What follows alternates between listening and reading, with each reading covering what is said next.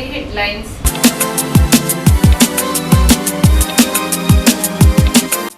ಕುಶಾಲನಗರದ ಅಮೃತ ಭಾವನಾ ಮಹಿಳಾ ಸಂಘದ ವತಿಯಿಂದ ಎಸ್ಎಸ್ಎಲ್ಸಿ ಪಿಯುಸಿ ಡಿಗ್ರಿಯಲ್ಲಿ ಶೇಕಡ 70ಕ್ಕಿಂತ ಹೆಚ್ಚು ಅಂಕ ಗಳಿಸಿದ ವಿದ್ಯಾರ್ಥಿಗಳನ್ನು ಸನ್ಮಾನಿಸಿ ಗೌರವಿಸಲಾಯಿತು.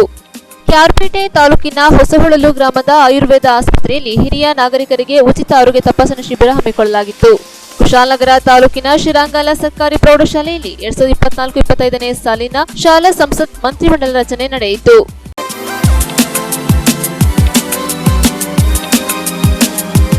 ಕುಶಾಲನಗರ ತಾಲೂಕಿನ ಶಿರಂಗಲ ಸರ್ಕಾರಿ ಪ್ರೌಢಶಾಲೆಯಲ್ಲಿ 2024-25ನೇ ಸಾಲಿನ ಶಾಲಾ ಸಂಸತ್ ಚುನಾವಣೆ ನಡೆಸಿ ಮಂತ್ರಿಮಂಡಲ ರಚಿಸಿ ಪ್ರಮಾಣ ವಚನ ಕಾರ್ಯಕ್ರಮ ನೆರವೇರಿಸಲಾಯಿತು.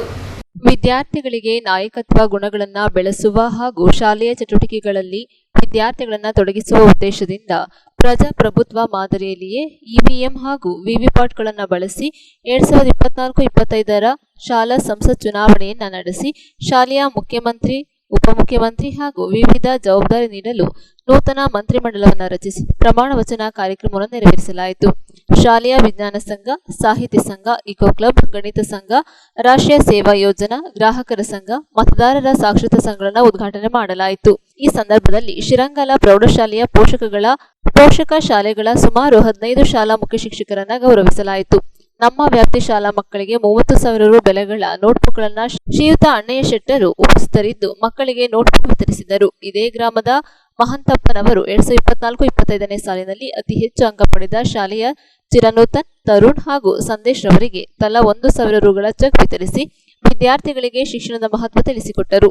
ಸನ್ಮಾನ ಸ್ವೀಕರಿಸಿ ಪ್ರಾಥಮಿಕ ಶಾಲಾ ಮುಖ್ಯ ಗುರುಗಳು ವಿದ್ಯಾರ್ಥಿಗಳಿಗೆ ಉತ್ತಮ ನಾಗರಿಕರಾಗಲು, ಶಾಲೆಯ ಕೀರ್ತಿಯನ್ನು ಹೆಚ್ಚಿಸಲು ಕಾರ್ಯಗಳಲ್ಲಿ ತೊಡಗಿಸಿಕೊಳ್ಳಲು ಕರೆ ನೀಡಿದರು. ಶಾಲೆಯ ಮುಖ್ಯ ಶಿಕ್ಷಕರಾದ ಲೋಕೇಶ್ ರವರು ಶಾಲಾ ವಿದ್ಯಾರ್ಥಿಗಳಿಗೆ ನೀಡುವ ಸಹಕಾರದ ಸವಲತ್ತುಗಳನ್ನು ತಿಳಿಸುತ್ತಾ ನಮ್ಮ ಶಾಲಾ ವಿವಿಧ ಸಂಘಗಳನ್ನು ಪರಿಚಯಿಸುತ್ತಾ ವಿದ್ಯಾರ್ಥಿಗಳು ಪಠ್ಯೇತರ ಚಟುವಟಿಕೆಗಳಲ್ಲಿ ತೊಡಗಿಸಿ ಸೇವಾ ಮನೋಭಾವ ಬೆಳೆಸಿಕೊಳ್ಳಲು ಹಾಗೂ ಸಾಂಸ್ಕೃತಿಕ, ಕ್ರೀಡೆ ಮತ್ತು ಶಾಲೆಯ ಉತ್ತಮ ಫಲಿತಾಂಶ ನೀಡುವ ನಿಟ್ಟಿನಲ್ಲಿ ತಮ್ಮನ್ನು ತಾವು ತೊಡಗಿಸಿಕೊಳ್ಳಲು ವಿದ್ಯಾರ್ಥಿಗಳಿಗೆ ಕರೆ ನೀಡಿದರು.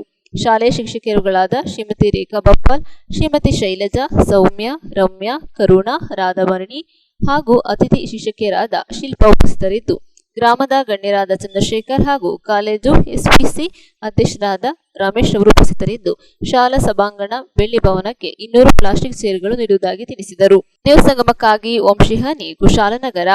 ಕುಶಾಲನಗರದ ಅಮೃತ ಭಾವನಾ ಮಹಿಳಾ ಸಂಘದ ವತಿಯಿಂದ ಎಸ್ಎಸ್ಎಲ್ಸಿ ಪಿಯುಸಿ ಡಿಗ್ರಿಯಲ್ಲಿ ಶೇಕಡ 70ಕ್ಕಿಂತ ಹೆಚ್ಚು ಅಂಕ ಪಡೆದ ವಿದ್ಯಾರ್ಥಿಗಳನ್ನು ಸನ್ಮಾನಿಸಿ ಗೌರವಿಸಲಾಯಿತು.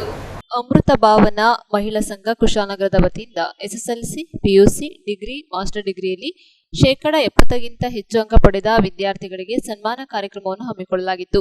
ವಿದ್ಯಾರ್ಥಿಗಳ ಶಿಕ್ಷಣ ಮತ್ತು ಸುಭದ್ರ ಜೀವನದ ಪ್ರೇರೇಪಣೆಗಾಗಿ ಆಯೋಜಿಸಲಾಗಿದ್ದ ಕಾರ್ಯಕ್ರಮದಲ್ಲಿ ಸಂಪನ್ಮೂಲ ವ್ಯಕ್ತಿಗಳಾದ ಡಾಕ್ಟರ್ ಜಮೀರ್ ಅಹಮದ್ ರವರು ವಿದ್ಯಾರ್ಥಿಗಳು ವಿದ್ಯಾರ್ಥಿ ಜೀವನದ ದೆಸೆಯಲ್ಲಿ ವಿದ್ಯೆ ಮತ್ತು ವಿನಯದ ಕಡೆಗೆ ಆಸಕ್ತಿ ಕೊಟ್ಟು ಬಾಬಾ ಸಾಹೇಬ್ ಡಾಕ್ಟರ್ ಅಂಬೇಡ್ಕರ್ ಅವರ ಅನುಯಾಯಿಗಳಾಗಿ ಬಾಬಾ ಸಾಹೇಬರಂತೆ ಹೆಚ್ಚಿನ ವಿದ್ಯಾಭ್ಯಾಸ ಪಡೆದುಕೊಳ್ಳಲು ಕರೆ ನೀಡಿದರು.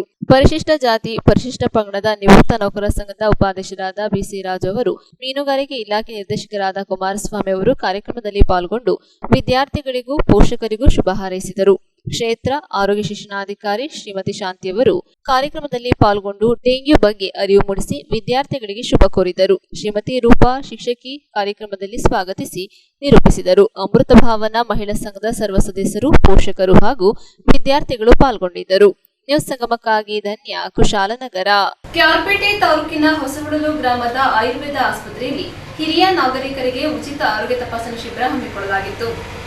ಕ್ಯಾರ್ಪೇಟೆ ತಾಲೂಕಿನ ಹೊಸಹೊಳಲು ಗ್ರಾಮದ ಆಯುರ್ವೇದ ಆಸ್ಪತ್ರೆಯಲ್ಲಿ ಹಿರಿಯ ನಾಗರಿಕರಿಗೆ ಉಚಿತ ಆರೋಗ್ಯ ತಪಾಸಣಾ ಶಿಬಿರ ನಡೆಯಿತು. ಆರೋಗ್ಯ ದೇವತೆ ಧನ್ವಂತರಿ ಭಾವಚಿತ್ರಕ್ಕೆ ವಿಶೇಷ ಪೂಜೆ ಸಲ್ಲಿಸಿ ಆರೋಗ್ಯ ಶಿಬಿರ ಉದ್ಘಾಟಿಸಿದ ಪುರಸಭೆ ಮಾಜಿ ಸದಸ್ಯ ಕೆಆರ್ ನೀಲಕಂಠ ಮಾತನಾಡಿ, ಆರೋಗ್ಯ ಭಾಗ್ಯಕ್ಕಿಂತ ಮಿಗಿಲಾದ ಭಾಗ್ಯವೂ ಯಾವುದೂ ಇಲ್ಲವಾದ್ದರಿಂದ ಶ್ರೀ ಸಾಮಾನ್ಯರು ಹಾಗೂ ಗ್ರಾಮೀಣ ಜನರು ಶಿಸ್ತುಬದ್ಧ ಜೀವನದ ಜೊತೆಗೆ ನಿಯಮಿತವಾಗಿ ಆಹಾರ ಸೇವಿಸಿ ತಮ್ಮ ಅಮೂಲ್ಯವಾದ ಆರೋಗ್ಯವನ್ನ ಕಾಪಾಡಿಕೊಂಡು ನೆಮ್ಮದಿಯ ಜೀವನ ನಡೆಸಬೇಕು. ಆಯುರ್ವೇದ ಚಿಕಿತ್ಸಾ ಪದ್ಧತಿಯ ಮಾತ್ರೆಗಳು ಹಾಗೂ ಚೂರ್ಣಗಳು ನಮ್ಮ ಆರೋಗ್ಯ ಸಂವರ್ಧನೆಗೆ ವರದಾನವಾಗಿದೆಯಲ್ಲದೆ ಯಾವುದೇ ಅಡ್ಡ ಪರಿಣಾಮ ಬೀರದೆ ಆರೋಗ್ಯದ ಜೊತೆಗೆ ರೋಗ ನಿರೋಧಕ ಶಕ್ತಿಯನ್ನು ಹೆಚ್ಚಿಸುತ್ತದೆ. ಆದ್ದರಿಂದ ಗ್ರಾಮೀಣ ಜನರು ಹಾಗೂ ಹಿರಿಯ ನಾಗರಿಕರು ತಮ್ಮ ಮನೆಯ ಬಾಗಿಲಲ್ಲಿಯೇ ದೊರೆಯುತ್ತಿರುವ ಗುಣಮಟ್ಟದ ಆಯುರ್ವೇದ ಚಿಕಿತ್ಸೆಯನ್ನು ಪಡೆದುಕೊಂಡು 100 ಕಾಲ ಆರೋಗ್ಯವಂತರಾಗಿ ನೆಮ್ಮದಿ ಜೀವನ ನಡೆಸಲು ಮನವಿ ಮಾಡಿದರು. ಪುರಸಭೆ ಮಾಜಿ ಸದಸ್ಯರಾದ ಎಚ್ಆರ್ ವಿಶ್ವನಾಥ್ ಕಾರ್ಯಕ್ರಮದ ಅಧ್ಯಕ್ಷತೆ ವಹಿಸಿದ್ದರು. ತಾಲೂಕು ಆಯುಷ್ಮಾನ್ ವೈದ್ಯಾಧಿಕಾರಿ ಡಾಕ್ಟರ್ ಲೋಕೇಶ್, ತಜ್ಞ ವೈದ್ಯರಾದ ಡಾಕ್ಟರ್ ಚಂದ್ರಶೇಖರ್, ತಾಲೂಕು ಹಿರಿಯ ನಾಗರಿಕರ ಸಂಘದ ಉಪಾಧ್ಯಕ್ಷ ಪೋಷ್ ಕೃಷ್ಣೇಗೌಡ ಸೇರಿದಂತೆ ನೂರಾರು ಜನರು ಉಚಿತ ಆರೋಗ್ಯ ಶಿಬಿರದಲ್ಲಿ ಭಾಗವಹಿಸಿದ್ದರು. ಆಯುರ್ವೇದ ಚಿಕಿತ್ಸಾಲಯದಲ್ಲಿ ಆಸ್ಪತ್ರೆಯಲ್ಲಿ ಹಿರಿಯ ನಾಗರಿಕ ವಿಶೇಷವಾಗಿ ಒಂದು ಆರೋಗ್ಯ ತಪಾಸಣೆಯನ್ನು ಮಾಡಬೇಕು. ಆರೋಗ್ಯಕ್ಕಿಂತ ಇತರ ಯಾವುದೇ ಭಾಗ್ಯ ಇಲ್ಲ. ನಾವು ನಮ್ಮ ಆರೋಗ್ಯವನ್ನು ಕಾಪಾಡ್ಕೋಬೇಕಾದ್ರೆ ಯಾವ ಕ್ರಮಗಳನ್ನು ತಗೋಬೇಕು, ನಮ್ಮ ಆಹಾರ ಪದ್ಧತಿ ಯಾವ ರೀತಿ ಇರಬೇಕು, ನಮ್ಮ ಜೀವನದ ಕ್ರಮ ಯಾವ ರೀತಿ ಇರಬೇಕು ಅನ್ನೋದ್ರ ಬಗ್ಗೆ ಕೃಷ್ಣರಾಜಪೇಟೆ ತಾಲೂಕಿನಾದ್ಯಂತ ಆರೋಗ್ಯ ಶಿಬಿರಗಳನ್ನು ನಡೆಸಿ ಒಂದು ಆರೋಗ್ಯದ ಬಗ್ಗೆ ಅರಿವನ್ನು ಮೂಡಿಸ್ತಕ್ಕಂಥ ಕೆಲಸವನ್ನು ನಮ್ಮ ತಾಲೂಕು ಆಯುರ್ವೇದ ವೈದ್ಯಾಧಿಕಾರಿಗಳಾದ ಡಾಕ್ಟರ್ ಲೋಕೇಶ್ ಅವರು ನಿರಂತರವಾಗಿ ಮಾಡಿಕೊಂಡು ಬರ್ತಾ ಇದ್ದಾರೆ. ಅವರು ಕೊಟ್ಟಂಥ ಸಲಹೆ ಸೂಚನೆ ಮಾರ್ಗದರ್ಶನದಲ್ಲಿ ನಾವು ಕೇವಲ ಒಂದು 10-15% ಪಾಲಿಸಿದ್ರೆ ಸಾಕು, ರೋಗ ರುಜಿನಗಳು ನಮ್ಮ ಹತ್ರ ಬರದೇ ಇರೋ ರೀತಿಯಲ್ಲಿ ಒಂದು ಆರೋಗ್ಯವಂತ ಸಮೃದ್ಧ ಸ್ವಾಭಿಮಾನಿ ಜೀವನವನ್ನು ನಾವು ನಡೆಸೋದಕ್ಕೆ ಸಾಧ್ಯ ಇದೆ. ಹಾಗೇನೆ ಇವತ್ತಿನ ಸಮಾರಂಭದ ಅಧ್ಯಕ್ಷತೆಯನ್ನು ವಹಿಸಿರುವಂಥ ನಮ್ಮ KR ಪೇಟೆ ಪುರಸಭೆಯ ಮಾಜಿ ಸದಸ್ಯರು, ತಾಲೂಕ್ ಪಂಚಾಯಿತಿಯ ಮಾಜಿ ಸದಸ್ಯರು ಆಗಿರುವಂಥ ಉದ್ಯಮಿಗಳಾದ ವಿಶ್ವನಾಥ್ ಅವರೇ, ಪತ್ರಕರ್ತ ಸನ್ಮಿತರಾಗಿರುವಂಥ ಖಲೀಲ್ ಅವರೇ, ರಾಜೇಶ್ ಅವರೇ, ಹಾಗೆ ಈ ಒಂದು ಕಾರ್ಯಕ್ರಮದಲ್ಲಿ ಭಾಗವಹಿಸಿರುವಂಥ ಹಿರಿಯ ನಾಗರಿಕರ ವೇದಿಕೆ ಉಪಾಧ್ಯಕ್ಷರಾದ ಕೃಷ್ಣೇಗೌಡ್ರೆ, ಈ ಒಂದು ಶಿಬಿರದಲ್ಲಿ ಭಾಗವಹಿಸಿರುವಂಥ ಎಲ್ಲ ಇವತ್ತು ಆರೋಗ್ಯವಂತ ಸಮಾಜ ನಿರ್ಮಾಣದಲ್ಲಿ ಅಂಗನವಾಡಿ ಕಾರ್ಯಕರ್ತರ ಪಾತ್ರ ನಿರ್ಣಾಯಕವಾಗಿದೆ. ಇವತ್ತು ಯಾವುದೇ ಒಂದು ಸರ್ಕಾರದ ಯೋಜನೆ ಸಮರ್ಪಕವಾಗಿ ಯಶಸ್ವಿಯಾಗಿ ಅನುಷ್ಠಾನ ಆಗಬೇಕು ಅಂತ ಹೇಳಿದ್ರೆ ಅಂದರೆ ನಿಮಗೆ ಹೆಚ್ಚು ಯಾವುದೇ ರೋಗ ಅಂದರೆ ಈಗ ಮಧುಮೇಹ ಅಂದರೆ ಸಕ್ಕರೆ ಕಾಯಿಲೆ ಇರ್ಬೋದು, ರಕ್ತದೊತ್ತಡ ಇರ್ಬೋದು, ನೋಡಿ ಅದ್ರ ಪ್ರಾಣಾಯಾಮ ಎಲ್ಲ ಮತ್ತು ಭ್ರಮರಿ ಪ್ರಾಣಾಯಾಮ ಅಂತಿದೆ. ಅದು ಮಾಡೋದ್ರಿಂದ ಹೃದಯ ಸಂಬಂಧಿ ಮತ್ತು ಶ್ವಾಸಕೋಶ ಸಂಬಂಧಿ ಕಾಯಿಲೆಗಳೆಲ್ಲ ನಿಮಗೆ ಕಡಿಮೆ ಆಗ್ತಾ ಬರ್ತವೆ. ಸೊ ಅಂದರೆ ಸರ್ಕಾರದ ಮುಖ್ಯ ಉದ್ದೇಶ ಈ ಕಾರ್ಯಕ್ರಮಗೆಲ್ಲ ಮಾಡೋ ಉದ್ದೇಶ ಏನಂತಂದರೆ ಬರೀ ಏನೋ ಬರ್ತೀರಾ, ನಾವೊಂದು ಹೆಸರು ಬರ್ಕೊಂಡು 4 ಮೆಡಿಸಿನ್ಸ್ ಕೊಟ್ಟು ಕಳಿಸೋದು ನಿಮ್ಮ ಕಾಯಿಲೆಗೆ ಚಿಕಿತ್ಸೆ ಆಗಬಾರ್ದು. ನಿಮ್ಮ ಜೀವನದಲ್ಲಿ ಆಯುಷ್ ಪದ್ಧತಿಯನ್ನು ಅಳವಡಿಸ್ಕೊಳ್ಳೋದ್ರಿಂದ ಹೆಚ್ಚಾಗಿ ರೋಗಕ್ಕೆ ತುತ್ತಾಗೋದನ್ನ ತಪ್ಪಿಸಿ ಆರೋಗ್ಯಮ ಜೀವನ ನಡೆಸೋದಕ್ಕೆ ಅನುಕೂಲ ಆಗುತ್ತೆ ಅನ್ನೋದು ನಮ್ಮ ಈ ಕಾರ್ಯಕ್ರಮದ ಮುಖ್ಯ ಉದ್ದೇಶ ಆಗಿದೆ. ಇಷ್ಟು ಮಾತಾಡ್ಲಿಕ್ಕೆ ನನಗೆ ಅವಕಾಶ ಮಾಡಿಕೊಂಡಂತ ಎಲ್ಲರೂ ನನ್ನ ವಂದನೆಗಳು ತಿಳಿಸ್ತೀನಿ. ಒಳ್ಳೆ ಆಹಾರನ ತಗೊಂಡ್ರೆ ಜೀರ್ಣಿಸೋ ಶಕ್ತಿನೂ ಬೇಕಲ್ವಾ? ಜೀರ್ಣಿಸ್ಲಿಲ್ಲ ಅಂತಂದಾಗ, ಜೀರ್ಣ ಆಗಿಲ್ಲ ಅಂದಾಗ ಅದು ಆಮ ಉತ್ಪತ್ತಿಯಾಗಿ ಕೈಕಾಲು ನೋವು, ಮಂಡಿ ನೋವು, ಸೊಂಟ ನೋವೆಲ್ಲ ಬರುತ್ತೆ. ಆ ಜೀರ್ಣಕ್ರಿಯೆಗೆ ಅನುಕೂಲವಾಗುವಾಗೆ ದೇಹದ ಧಾತುಗಳಿಗೆ ಪುಷ್ಟಿ ಕೊಡುವಂಥ ರಸಾಯನ ಔಷಧಿಗಳು ಅಂತ ನಮ್ಮಲ್ಲಿರುತ್ತೆ. ರಸಾಯನ ಔಷಧಿಗಳು ಈಗ ಮಾಡರ್ನ್ ಆಗಿ ನಾವೇನು ಹೇಳ್ತೀವಿ, ಟಾನಿಕ್ಕು, ಮಾತ್ರೆ, ರಕ್ತ ಪುಷ್ಟಿ ಆಗೋಕ್ಕೆ, ದೇಹ ಪುಷ್ಟಿ ಆಗೋಕ್ಕೆ ಅಂತ ಹೇಳ್ತೀವಲ್ಲ, ಅದನ್ನು ನಾವು ಹಿಂದಿನ ಕಾಲದಲ್ಲಿ ರಸಾಯನಗಳು ಅಂತ ಕರಿತಾ ಇದ್ದೀವಿ. ರಸಾಯನ ಅಂತಂದರೆ ಬಾಳೆಹಣ್ಣೆಲ್ಲ ಹಾಕಿ ಮಾಡ್ತೀವಲ್ಲ, ಆ ಥರ ಅಲ್ಲ, ಅದೇ ಥರ ಔಷಧಿಗಳನ್ನ ಹಾಕಿ ದೇಹಕ್ಕೆ ಪುಷ್ಟಿ ಕೊಡುವಂಥ ಒಂದು ಔಷಧ ಉಪಕ್ರಮ ನಮ್ಮ ನಿತ್ಯ ಜೀವನದಲ್ಲಿ ಬಳಸುವಂಥ ಔಷಧಿಗಳನ್ನೇ ಒಂದು ಈಗ ಉದಾಹರಣೆಗೆ ಬೂದುಗುಂಬಳಕಾಯಿ ನಾವು ಹೆಚ್ಚು ಜನ ಬಳಸೋದಿಲ್ಲ. ಬಟ್ ಬೂದುಗುಂಬಳಕಾಯಿ ಲೇಹವನ್ನು ಮಾಡಿ ಯಾರಿಗೆ ರಕ್ತ ಇರೋದಿಲ್ಲ ಅವರಿಗೆ ನಾವು ಬೂದುಗುಂಬಳಕಾಯಿ ಲೇಹವನ್ನು ತಿನ್ನಿಸ್ತಾ ಬಂದರೆ ಅವರಿಗೆ ರಕ್ತ ಕುಡ್ಕೊಳ್ಳುತ್ತೆ. ಈ ರೀತಿ ಕೆಲವೊಂದು ಮಾರ್ಗೋಪಾಯಗಳು ಮತ್ತು ಔಷಧಿಗಳನ್ನ ಕೂಡ ನಾವಿಲ್ಲಿ ಕೊಡ್ತೀವಿ. ಕಾಯಿಲೆ ಇದ್ರೇ ಔಷಧಿ ಕೊಡೋದು, ಕಾಯಿಲೆ ಇಲ್ಲ ನಾನು ಹೋಗಿ ತೋರಿಸೋದಿಲ್ಲ ಅನ್ನೋ ಭಾವನೆ ಬೇಡ. ನೀವು ಬಂದರೆ ನಿಮ್ಮ ಆರೋಗ್ಯ ಸ್ಥಿರವಾಗಿತ್ತು ಅಂದರೆ ಅದನ್ನು ಇನ್ನಷ್ಟು ದಿನ ಸ್ಥಿರವಾಗಿರುವ ಹಾಗೆ ಕೂಡ ಪೂರಕವಾದಂಥ ಔಷಧಿಗಳನ್ನ ಕೊಡ್ತೀವಿ. ತಮ್ಮೆಲ್ಲರ ಅಪ್ಪಣೆ ಮೇರೆಗೆ ನಾನು ಈಗ ಶಿಬಿರವನ್ನು ಪ್ರಾರಂಭ ಮಾಡಬಹುದು ಅಂತ ಅನ್ಕೋತೀನಿ. ದಯಮಾಡಿ ಈ ಒಂದು ಕಾರ್ಯಕ್ರಮ ಮಾಡ್ತಾನೆ ಪೂರ್ತಿ ವಜನೆಲ್ಲ ಕೆಳಗಡೆಗೆ ಬೀಳ್ತದೆ. ಅದೇ ಪ್ರಾಣಿಗಳು ಎರಡು ಕೈ ಎರಡು ಕಾಲು ಉಪಯೋಗಿಸೋದ್ರಿಂದ ಅವಕ್ಕೆ ಮಧ್ಯಕ್ಕೆ ಬೀರೋದ್ರಿಂದ ವಜನ ಅವಕ್ಕೆ ಪೈಲ್ಸ್ ಬರೋದಿಲ್ಲ. ಇದು ನಾನೇ ಥಿಂಕ್ ಮಾಡಿದೆ. ಈ ರೀತಿ ಇರೋದ್ರಿಂದ ನಮಗೆ ಕೆಳಮುಖವಾಗಿ ವಜನ ಹೋಗೋದ್ರಿಂದ ಪೈಲ್ಸ್ ಬರೋದು ಅಂದರೆ ಅದು ಗುದದ್ವಾರದಲ್ಲಿ ಮೊಳಕೆ ಬತ್ತು ಅಂತಾರೆ. ಮೊಳಕೆ ಅಲ್ಲ, ಅದು ನಮ್ಮ ಇದು ಶರೀರದ ಗುದದ್ವಾರದಲ್ಲಿರುವಂಥ ಇದು ಎಂಥದ್ದು ದೊಡ್ಡ ಕರಲು ಆಚೆಗೆ ಹೋಗೋದು. ಆಗ ನಾನೇನು ಮಾಡಿದೆ, ನನ್ನ ಸ್ವಂತ ಇದ್ರ ಮೇಲೆ ಯೋಚನೆ ಮಾಡಿಬಿಟ್ಟು ಬೆಳಿಗ್ಗೆ ಎದ್ದ ತಕ್ಷಣ ಮಲ ವಿಸರ್ಜನೆ ಮಾಡಿಬಿಟ್ಟು ಮುಖ ತೊಳ್ಕೊಂಡು ಮ್ಯಾಕ್ಸಿಮಮ್ ಎಷ್ಟಾಗ್ತದೆ ಅಷ್ಟು ನೀರು ಕುಡಿದ್ಬಿಟ್ಟು ತಲೆ ಕೆಳಕಾಗಿ ನಿಂತ್ಕೊಳ್ಳೋಕೆ ಸ್ಟಾರ್ಟ್ ಮಾಡಿದೆ. ಶೀರ್ಷಾಸನ ಅಂತಾರೆ ಕನ್ನಡದಲ್ಲಿ. ಸೊ ಸಂಸ್ಕೃತದಲ್ಲಿ. ಅದನ್ನು ಮಾಡೋಕ್ಕೆ ಸ್ಟಾರ್ಟ್ ಮಾಡಿದ್ಮೇಲೆ ಒಂದು ವಾರಕ್ಕೆ ಸ್ವಲ್ಪ ಕಡಿಮೆ ಆಯಿತು, ಒಂದು ತಿಂಗಳು ಕಂಟಿನ್ಯೂಸ್ ಆಗಿ ಮಾಡಿದ್ಮೇಲೆ ಇವತ್ತು ಅದು ಮಾಡಿ ಸುಮಾರು ವರ್ಷಗಳೇ ಆಯಿತು. ಇವತ್ತು ಸಹ ನನಗೆ ಅದು ಶಾಶ್ವತವಾಗಿ ಪೈಲ್ಸು ಅದು ಕರೆಕ್ಟಾಗಿ ಹೋಗಿ ಆ ಪೊಸಿಷನ್ನು ಕೂತ್ಕೊಟ್ಟು ಗುದದ್ವಾರದ ಕರುಳು ಇವತ್ತು ನನಗೆ ಅದರದ್ದು ಪ್ರಾಬ್ಲಮ್ ಇಲ್ಲ. ಹಿಂಗೆ ಆಗಿನ ಕಾಲದಲ್ಲೇ ನಮ್ಮ ಋಷಿಮುನಿಗಳು ಕಂಡಿಡಿದಂಥ ವಿದ್ಯೆನ ನಾವೆಲ್ಲ ನೆಗ್ಲೆಕ್ಟ್ ಮಾಡಿ ಇವತ್ತು ಈ ಪರಿಸ್ಥಿತಿಗೆ ಬಂದಿದ್ದೀವಿ, ಬರಬಾರ್ದ ಕಾಯಿಲೆ ಬರೆಸ್ಕೊಂಡು. ಅದನ್ನು ನಾವು ಫಾಲೋ ಅಪ್ ಮಾಡಬೇಕು. ಈ ಪುಸ್ತಕದಲ್ಲಿದೆ, ಆ ಪುಸ್ತಕದಲ್ಲಿ ಇರುವಂಥದ್ದನ್ನ ನಾವು ಫಾಲೋ ಅಪ್ ಮಾಡಿಬಿಟ್ರೆ ನಮಗೆ ಯಾವ ಕಾಯಿಲೆಗಳು ಬರೋದಿಲ್ಲ ಅನ್ನೋದು ಒಂದು ಇದಿದೆ ನೋಡಿ. ಇದರಲ್ಲಿ ವೈದ್ಯರು ರೋಗಿಗೆ ಮಾರ್ಗದರ್ಶನ ಮಾತ್ರ ನೀಡಬಹುದು, ಪ್ರಕೃತಿಯೇ ನಿಜವಾದ ವೈದ್ಯ. ಇದು ಎಲ್ಲರೂ ಮನದಟ್ಟು ಮಾಡ್ಕೊಳ್ಳುವಂಥ ವಿಷಯ. ಹಿಂದೆ ನಮ್ಮ ಹಿರಿಯರು ಹೇಳಿದರು, ಒಂದೊತ್ತು ತುಂಡನ್ ಉಂಡನು ಯೋಗಿ, ಎರಡೊತ್ತು ಉಂಡನು ಹೋಗಿ ಒಂದೊತ್ತುಂಡನ್ ಯೋಗಿ, ಎರಡೊತ್ತುಂಡನ್ ತ್ಯಾಗಿ, ಮೂರೊತ್ತುಂಡನ್ ಭೋಗಿ, ನಾಲ್ಕೊತ್ತುಂಡನ್ ರೋಗಿ, ಐದೊತ್ತುಂಡನ್ ಹೊತ್ಕೊಂಡು ಹೋಗಿ ಅಂತ.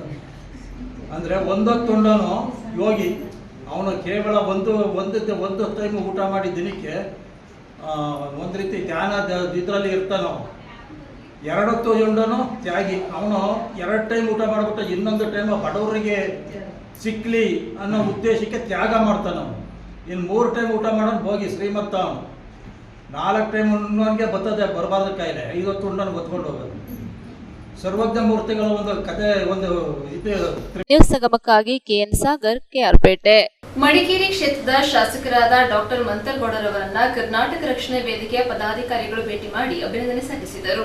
ಮಡಿಕೇರಿ ಕ್ಷೇತ್ರದ ಶಾಸಕರಾದ ಡಾಕ್ಟರ್ ಮಂತರ್ಗೌಡ ಅವರನ್ನ ಕರ್ನಾಟಕ ರಕ್ಷಣಾ ವೇದಿಕೆ ತಾಲೂಕು, ಜಿಲ್ಲಾ ಹಾಗೂ ರಾಜ್ಯ ಘಟಕದ ಪದಾಧಿಕಾರಿಗಳು ಭೇಟಿ ಮಾಡಿ ಅಭಿನಂದನೆ ಸಲ್ಲಿಸಿದರು. ನಂತರ ರಾಜ್ಯ ಮಹಿಳಾ ಘಟಕದ ಸಂಚಾಲಕಿ ದೀಪಾ ಪೂಜಾರಿ ಶಾಸಕರ ಜೊತೆ ಮಾತನಾಡಿ, ಕರವೇ ಸಂಘಟನೆಯಿಂದ ಕರ್ನಾಟಕ ಜಾನಪದ ಗ್ರಾಮ ನಿರ್ಮಿಸಲು ತಯಾರಿ ನಡೆಸುತ್ತಿದ್ದು, ಈಗಾಗಲೇ ರಾಜ್ಯ ಸರ್ಕಾರ 4 ಎಕರೆ ಜಾಗವನ್ನ ಮಂಜೂರು ಮಾಡಿದ್ದು, ಕರ್ನಾಟಕ ಜಾನಪದ ಗ್ರಾಮವನ್ನ ನಿರ್ಮಿಸಲು ಅಂದಾಜು 22 ಕೋಟಿ ವೆಚ್ಚವಾಗುತ್ತದೆ. ಇದರ ಬಗ್ಗೆ ಚರ್ಚಿಸಿ ಮತ್ತು ಕುಶಾಲನಗರ ಪುರಸಭೆ ವ್ಯಾಪ್ತಿಯಲ್ಲಿ ಎಲ್ಲ ಅಂಗಡಿ ಮುಂಗಟ್ಟುಗಳ ಮೇಲೆ ಮತ್ತು ಸರ್ಕಾರಿ ಹಾಗೂ ಖಾಸಗಿ ಕಚೇರಿಗಳ ಮೇಲೆ ಕಡ್ಡಾಯವಾಗಿ ಕನ್ನಡದ ನಾಮಫಲಕಗಳನ್ನು ಅಳವಡಿಸಲು ಜಿಲ್ಲಾ ಆಡಳಿತದ ಮೂಲಕ ಕಾರ್ಯರೂಪಕ್ಕೆ ತರಲು ಶಾಸಕರಲ್ಲಿ ಕೇಳಿಕೊಂಡರು. ಇದೇ ಸಂದರ್ಭದಲ್ಲಿ ಕರವೇ ಜಿಲ್ಲಾ ಉಪಾಧ್ಯಕ್ಷ ದಿನೇಶ್, ಕುಶಾಲನಗರ ತಾಲೂಕು ಅಧ್ಯಕ್ಷ ಬಿಜೆ ಅಣ್ಣಯ್ಯ ಮತ್ತು ಕರವೇ ತಾಲೂಕು ಪದಾಧಿಕಾರಿಗಳು ಇದ್ದರು.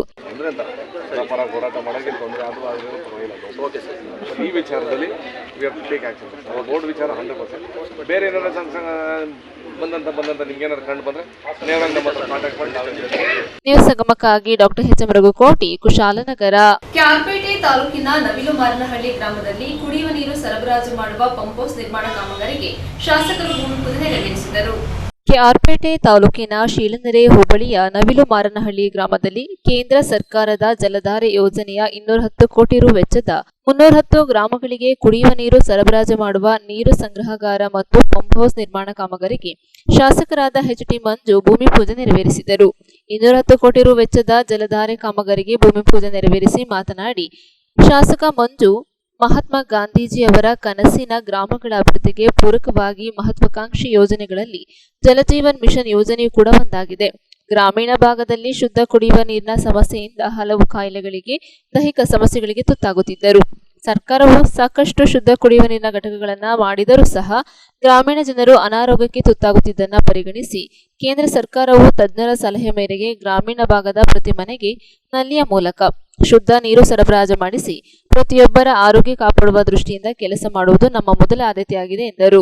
ಕಾರ್ಯಕ್ರಮದಲ್ಲಿ ರಾಜ್ಯ ಸಹಕಾರ ಮಾರಾಟ ಮಹಾಮಂಡಳಿಯ ನಿರ್ದೇಶಕರಾದ ಎಸ್ಎಲ್ ಮೋಹನ್, ಶೀಲನೆರೆ ಗ್ರಾಮ ಪಂಚಾಯಿತಿ ಅಧ್ಯಕ್ಷರಾದ ಯುವರಾಜ್, ಗ್ರಾಮ ಪಂಚಾಯಿತಿ ಸದಸ್ಯರಾದ ಗಾಯತ್ರಿ ಸಿದ್ದೇಶ್, ರೇಣುಕಮ್ಮ, ಮೋಹನ್, ಶೀಲನೆರೆ ಸಿದ್ದೇಶ್, ಶ್ರೀನಿವಾಸ್, ಸೋಮಣ್ಣ, ಮಾಜಿ ಅಧ್ಯಕ್ಷರಾದ ಚಟ್ಟೆನಹಳ್ಳಿ ನಾಗರಾಜು, ಹರಳಹಳ್ಳಿ ಗ್ರಾಮ ಪಂಚಾಯಿತಿ ಮಾಜಿ ಅಧ್ಯಕ್ಷರಾದ ಬೈರಪುರ ಹರೀಶ್, ಪಿಡಿಒ ನವೀನ್ ಕುಮಾರ್, ಗ್ರಾಮೀಣ ಕುಡಿಯುವ ನೀರು ನೈರ್ಮಲ್ಯ ಇಲಾಖೆಯ ಸಹಾಯಕ ಕಾರ್ಯಪಾಲಕ ಅಭಿಯಂತರರಾದ ರಶ್ಮಿ, ಸಹಾಯಕ ಎಂಜಿನಿಯರ್ ಪ್ರವೀಣ್, ಬಿಂದು, ಭೂಮಿ ದಾನಿಗಳಾದ ರಾಜೇಗೌಡ, ಯುವ ಮುಖಂಡ ಆರ್.ಡಿ. ಕುಮಾರ್, ಹರೀಶ್, ಗ್ರಾಮ ಪಂಚಾಯತ್ ಮಾಜಿ ಸದಸ್ಯೆ ರಮ್ಯಾ, ಕೃಷ್ಣೇಗೌಡ, ಬೋರೇಗೌಡ, ಶಾಸಕರ ಆಪ್ತ ಸಹಾಯಕ ಪ್ರತಾಪ್ ಸೇರಿದಂತೆ ಇನ್ನಿತರರು ಉಪಸ್ಥಿತರಿದ್ದರು.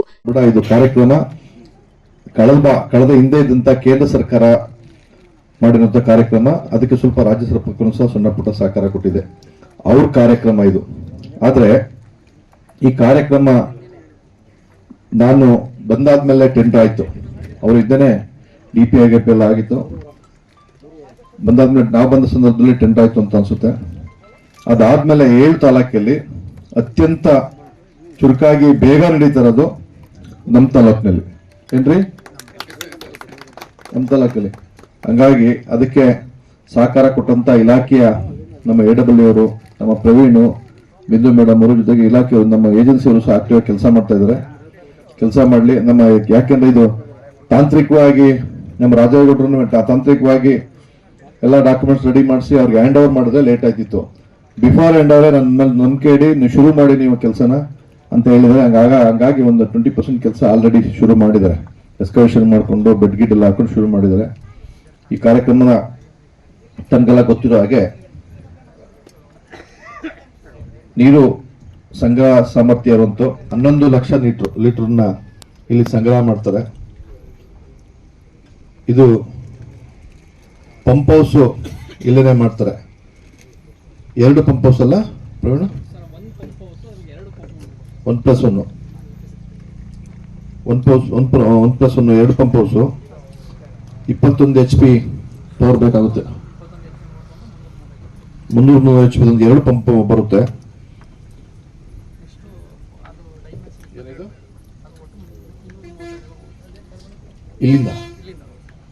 ಇಲ್ಲಿಂದ ನಮ್ಮ ತಾಲೂಕಿನ ಬಹುತೇಕ 230 ಹಳ್ಳಿಗಳಿಗೆ. ನ್ಯೂಸ್ ಸಂಗಮಕ್ಕಾಗಿ ಡಾಕ್ಟರ್ KR ನೀಲಕಂಠ, KR-ಪೇಟೆ. ಕೊನೆಯಲ್ಲಿ ಮತ್ತೊಮ್ಮೆ ಹೆಡ್ಲೈನ್ಸ್.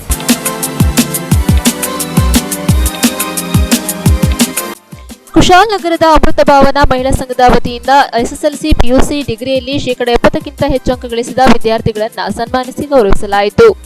KR-ಪೇಟೆ ತಾಲೂಕಿನ ಹೊಸಹೊಳಲು ಗ್ರಾಮದ ಆಯುರ್ವೇದ ಆಸ್ಪತ್ರೆಯಲ್ಲಿ ಹಿರಿಯ ನಾಗರಿಕರಿಗೆ ಉಚಿತ ಆರೋಗ್ಯ ತಪಾಸಣಾ ಶಿಬಿರ ಹಮ್ಮಿಕೊಳ್ಳಲಾಗಿತ್ತು.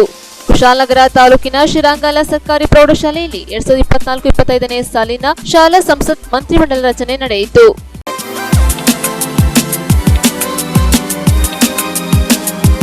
ಇಲ್ಲಿಗೆ ನ್ಯೂಸ್ ಸಂಗಮ ಮುಕ್ತಾಯವಾಯಿತು.